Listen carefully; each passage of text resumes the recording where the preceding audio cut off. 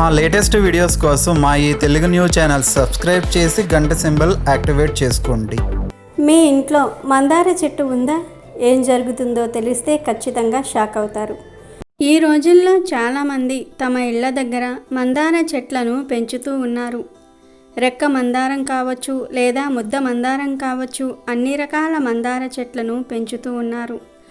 రంగురంగుల మందార పూల చెట్లు అందుబాటులో ఉన్నాయి. అవి చూడడానికి కూడా అందంగా కనిపిస్తాయి అని అందరూ ఇంటి దగ్గర మందార చెట్లను పెంచేస్తూ ఉన్నారు. కానీ ఏ రంగులో ఉండే మందార చెట్లను ఇంటి దగ్గర పెంచవచ్చు? అసలు మందార చెట్లను ఇంటి దగ్గర పెంచవచ్చా? పెంచితే ఏం జరుగుతుంది అనే విషయం చాలామందికి తెలియదు. మరి ఇంతకీ ఏ రంగులో ఉండే మందార చెట్లను ఇంటి దగ్గర పెంచవచ్చు? మందార చెట్లను ఇంటి దగ్గర పెంచితే ఏం జరుగుతుంది అనే విషయాన్ని ఇప్పుడు మనం ఈ వీడియోలో వివరంగా తెలుసుకుందాం. ఫ్రెండ్స్, వీడియో చూసే ముందు కామెంట్ బాక్స్లో శ్రీమాత్రే నమః అని కామెంట్ చేయండి. అలాగే ఈ వీడియోకి ఒక లైక్ కొట్టి మా ఛానల్ని సబ్స్క్రైబ్ చేసుకొని మాకు సపోర్ట్ చేయండి. అలాగే ఈ వీడియోని ఎక్కడా స్కిప్ చేయకుండా పూర్తిగా చూడండి. అప్పుడే మేము చెప్పేది మీకు అర్థమవుతుంది. మందార చెట్టుకు ప్రతి కాలంలోనూ పూలు పూస్తూ ఉంటాయి. మందార చెట్టును అందరూ ఇంటికి ముందు లేదా పెరట్లో పెంచుకుంటూ ఉంటారు. ఆ మందార చెట్టును ఎన్ని పువ్వులు పూస్తే అంత సంపద కలుగుతుందని నమ్ముతూ ఉంటారు. అంటే మన పెరట్లో ఉండే మందార చెట్టుకు ఎంత ఎక్కువగా పువ్వులు పూస్తే అంత సంపద వస్తుందని నమ్ముతూ ఉంటారు మన పెద్దవాళ్ళు. మందార పువ్వులు దేవతలను పూజించే పువ్వులని పురాణాలు చెప్తూ ఉన్నాయి. దేవతా వృక్షాలలో మందార చెట్టుకు ప్రత్యేక స్థానం ఉంది. భాగవతంలో పోతన కవి ఇలా ప్రశ్నిస్తాడు: మందార మకరందానికి మాధుర్యానికి అలవాటు పడిన ఆ తుమ్మెదలు మరో చెట్టును ఆశిస్తాయా అని ప్రశ్నిస్తాడు పోతన మహాకవి. ఈ మాటను భక్త ప్రహ్లాదుడు తన తండ్రి హిరణ్యకశిపుడితో అంటారు. తెలుగువారందరికీ కూడా ఈ పద్యం తెలుసు. 4 కాలాలలో పువ్వులు పూసే చెట్టు ఈ మందార చెట్టు. ఈ మందార చెట్టు ఇంట్లో ఉంటే ఎప్పటికీ ధనం ఇంట్లో నిలుస్తుంది అని మన పెద్దలు అంటూ ఉంటారు. ఎర్రని మందారాన్ని ఎవరైతే పూజలో ఉపయోగిస్తారో వారి కోరికలను ఆ భగవంతుడు తప్పకుండా తీరుస్తాడు అని పురాణ వాక్కు. ఎరుపు రంగు పూల చెట్టును ఇంట్లో పెంచుకోవటం ఎంతో శుభకరం. మీరు బయటకు వెళ్ళేటప్పుడు ఆ చెట్టును చూస్తూ వెళ్ళండి, అంతా శుభమే జరుగుతుంది. చెట్టంతా కూడా నిండుగా పువ్వులు పూసి ఉన్న చెట్టును చూసి బయటకు వెళితే మనసంతా కూడా ఎంతో సంతోషంతో నిండిపోతుంది. ఇక మానసిక దోషాలు కూడా ఆ మందార చెట్టు పోగొడుతుంది. మీరు చెట్టు నిండా పూలు ఉన్న ఆ చెట్టును చూసి బయటకు వెళ్తే మీ పనులలో విజయం కలుగుతుంది. మందార చెట్టును మీ ఇంట్లో ఉంచుకోవటం వల్ల అతి తొందరలో లక్ష్మీదేవి కటాక్షం కూడా మీకు కలుగుతుంది. మందార చెట్టు ఇంటి ద్వారానికి కుడివైపు ఉంటే చాలా మంచిదని, లక్ష్మీ కటాక్షం కలుగుతుందని మన పెద్దలు చెప్తూ ఉన్నారు. ఏ స్త్రీ అయితే మందార పువ్వును తన తలలో పెట్టుకుంటుందో ఆ స్త్రీకి దీర్ఘ సుమంగళి యోగం కలుగుతుంది. కానీ ఇంటి దగ్గర ఎప్పుడైనా సరే ఎరుపు లేదా పింక్ లేదా లైట్ ఎల్లో కలర్లో ఉండే మందార చెట్లనే పెంచాలి. ఒకటి రెక్క లేదా ముద్ద మందార ఏదైనా సరే ఈ రంగులో ఉండే మందార చెట్లే పెంచుకోవాలి. ఈ రంగు మందార పూల చెట్లను ఇంట్లో పెంచుకుంటే ఆ ఇంట్లో అన్ని శుభాలే జరుగుతాయి. కొందరు వైట్ కలర్లో ఉండే మందార పూల చెట్లను ఇంటి దగ్గర పెంచుకుంటారు. కానీ వైట్ కలర్లో ఉండే మందార చెట్లను ఇంటి దగ్గర పెంచకూడదు. దాని వలన శుభ ఫలితాలు రావు, అన్నీ అశుభ ఫలితాలే కలుగుతాయి. కాబట్టి ఈ విషయాన్ని అందరూ గుర్తుంచుకోండి. ఇంట్లో ఎవరైనా సరే ఎరుపు లేదా పింక్ లేదా ఎల్లో కలర్లో ఉండే మందార పూల చెట్లనే పెంచాలి. వైట్ కలర్ పూలు పూసే మందార చెట్లను అస్సలు పెంచకూడదు. ఇక ఇంటి దగ్గర పెంచుకునే మందార చెట్టు పూలనే దైవారాధనకు వినియోగిస్తే చాలా మంచిది. సకల దేవతా పూజల్లో మందార పువ్వును వాడవచ్చు. ఇంట్లో మందార చెట్టు ఉంటే ఆధ్యాత్మిక పరంగానే కాకుండా ఆయుర్వేద పరంగా కూడా ఎన్నో ఉపయోగాలు ఉన్నాయి. మందార పూలలో యాంటీ ఆక్సిడెంట్స్ ఉంటాయి. ఇవి దుమ్ము, ధూళి, అతి లీలలోహిత కిరణాల నుండి చర్మాన్ని రక్షిస్తాయి. దీనికోసం మందార పువ్వు రేకుల్ని ఎండబెట్టి పొడిగా చేసి ఆ పొడిని నీళ్ళల్లో మరిగించి ఆ నీటితో ముఖం కడుక్కోవాలి. ఇలా ముఖం కడుక్కోవటం వలన వయస్సు పైబడే లక్షణాలు కూడా తగ్గుతాయి. మందార పేస్టుతో మొటిమలు, గాయాలు తాలూకా మచ్చలు కూడా త్వరగా పోతాయి. మందార చెట్టు పువ్వులు, ఆకులు తలకు పేస్ట్ లాగా చేసి రాసుకుంటే జుట్టు ఊడదని, తెల్ల వెంట్రుకలు త్వరగా రావని మన పెద్దలు చెప్తూ ఉంటారు. తలకు సంబంధించిన నొప్పులు కూడా తొలగిపోతాయి. అందుకు మనకు కావలసినవి 8 మందార పువ్వులు, 8 మందార ఆకులు, 1 కప్పు కొబ్బరి నూనె. ముందుగా పువ్వులను, ఆకులను నీట్గా కడిగి దంచాలి. ఆ తరువాత ఆ పేస్ట్ని ఒక సీసాలోకి తీసుకొని కొబ్బరి నూనె కూడా ఆ సీసాలో ఉంచి 1 రోజు గడిచాక తలకు రాసి గంట లేదా 1 రోజంతా కూడా అలాగే ఉంచుకొని ఆ మరుసటి రోజు తలస్నానం చేస్తే మీకు ఉన్న జుట్టు సమస్యలన్నీ కూడా తీరిపోతాయి.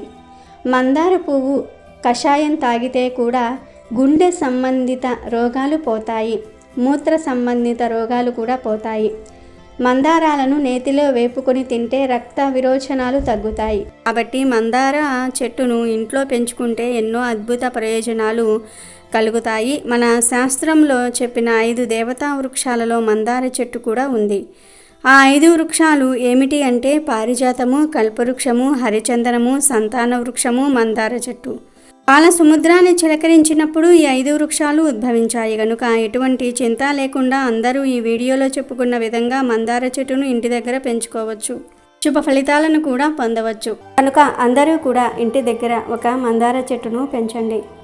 ఆ మందార చెట్టు పూలతోనే ఇంట్లో పూజ చేయండి.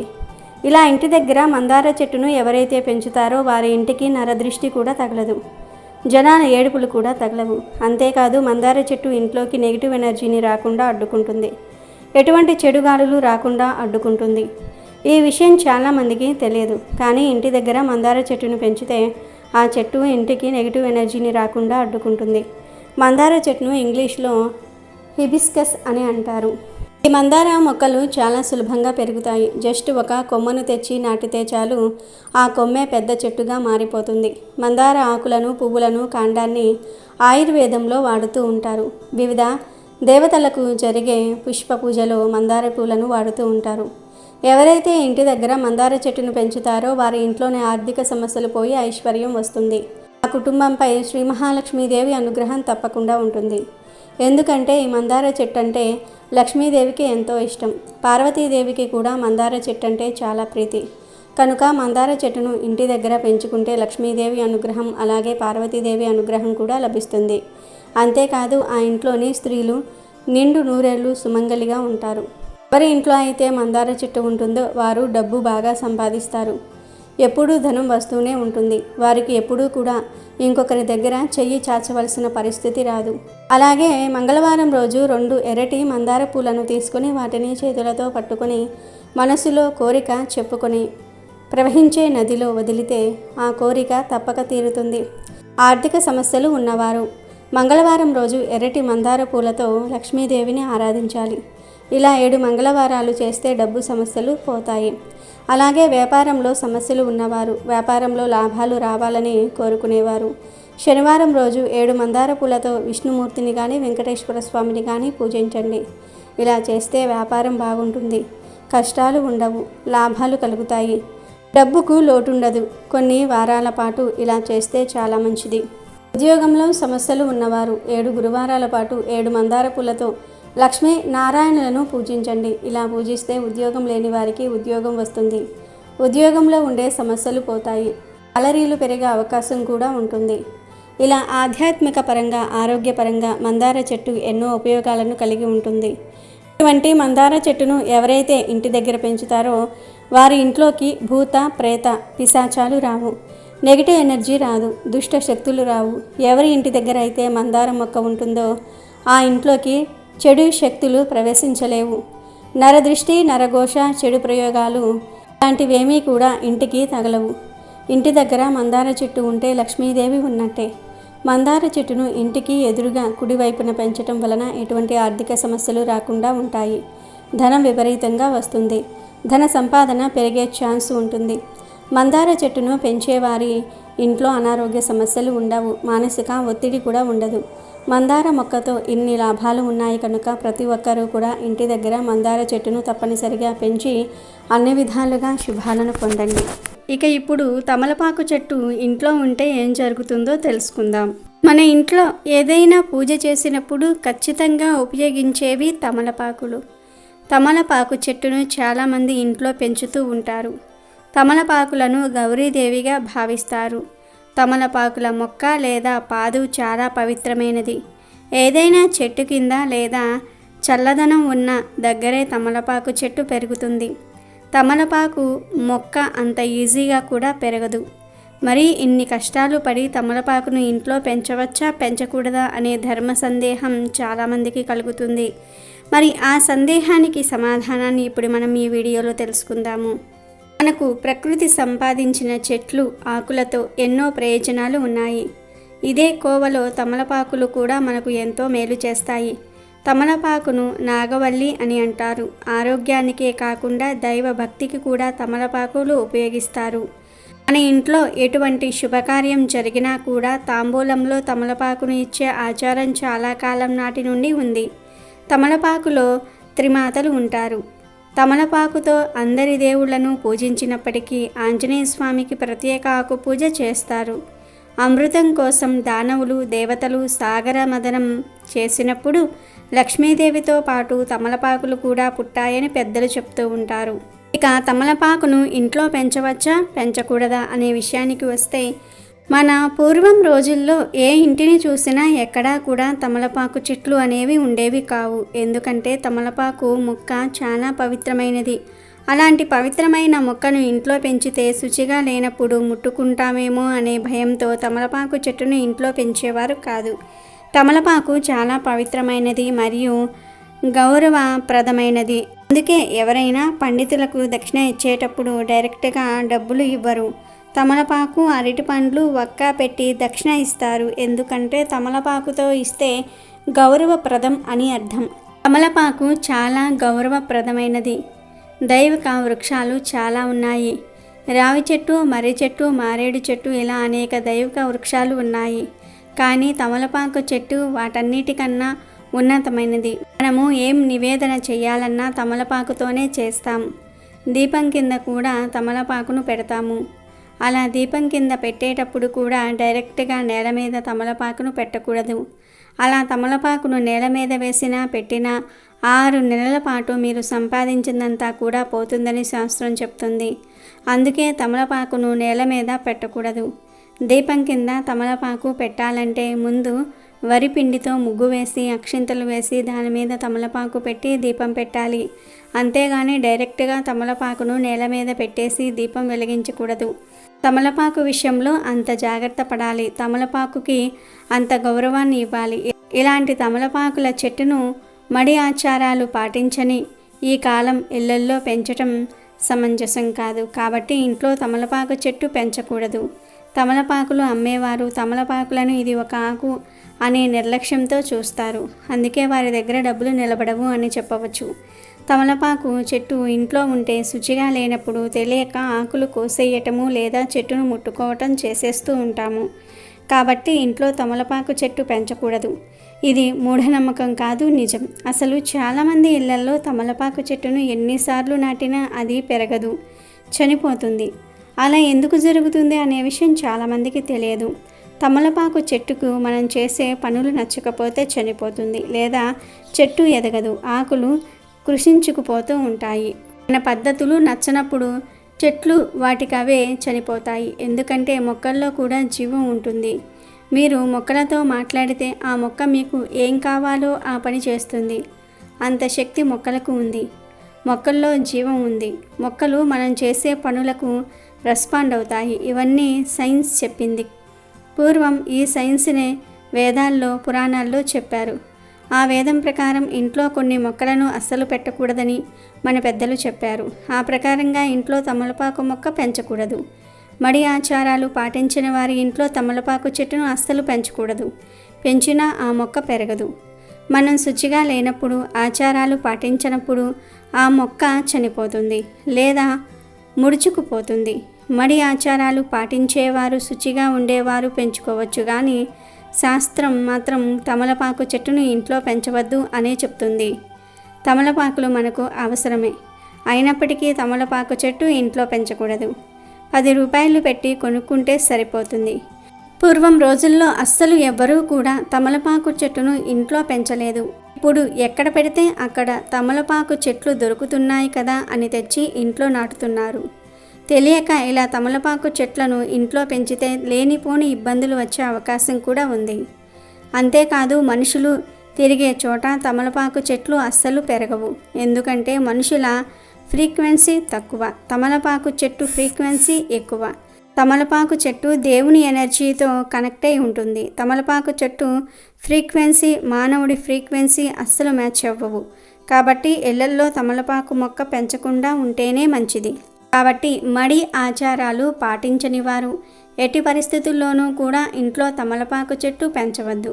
లేదు మేము ఖచ్చితంగా మడి ఆచారాలు పాటిస్తాం అనుకునేవారు ఖచ్చితంగా తమలపాకు చెట్టును పెంచుకోవచ్చు. కానీ ఇంట్లో పెంచిన తర్వాత శుచిగా లేనప్పుడు తమలపాకు మొక్క దగ్గరకు వెళ్ళినా, అంటినా, ముట్టినా, ఆకులు కోసినా లేనిపోని దోషం కలుగుతుంది. కొత్త కష్టాలు వచ్చే ప్రమాదం ఉంది. ఈ విషయాన్ని దృష్టిలో ఉంచుకొని తమలపాకు చెట్టును ఇంట్లో పెంచాలా పెంచకూడదా అనే విషయాన్ని మీరే నిర్ణయించుకోవాలి. సీతమ్మ తల్లిని రావణుడు అపహరించాడు.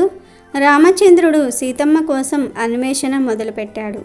రామునికి అన్వేషణలో సాయపడుతున్న ఆంజనేయుడు అశోకవనం చేరుకున్నాడు. సీతమ్మ అక్కడే ఉందన్న విషయాన్ని గ్రహించి విషయాన్ని శ్రీరామునితో చెప్పాలని బయలుదేరాడు.